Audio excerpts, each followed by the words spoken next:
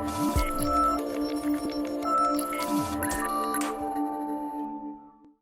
everybody, Ronnie here in my home in Westland, just about 15 minutes up the road from my Northville office. I'm here bringing you our next educational moment. I wanted to spend a minute talking a little bit about the pitfalls of permanent life insurance. Let me caveat by saying I'm a huge fan of permanent life insurance. I think where permanent life insurance gets a bad name is when it's placed inappropriately.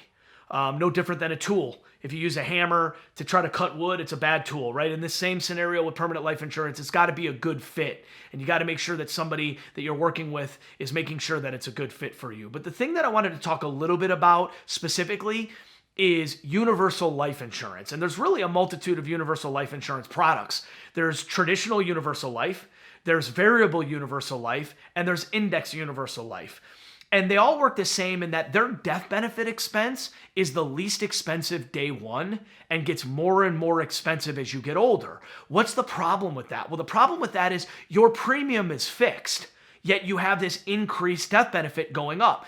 If you actually take a look at the matrix that we have on the screen here, you'll see a sketch that I actually use in meetings with clients where it shows you what I'm talking about, where the death benefit is least expensive day one and gets more expensive, but you have this fixed premium. And if you notice, there's this shaded area here that will actually show you that there's a discrepancy between the cost of insurance and the premium. And so the question that I ask clients is, how do you think you're paying for that difference? Well, the answer is your cash value. And at some point in a lot of these policies, typically around a client's age 70 or 80, you're now out of cash.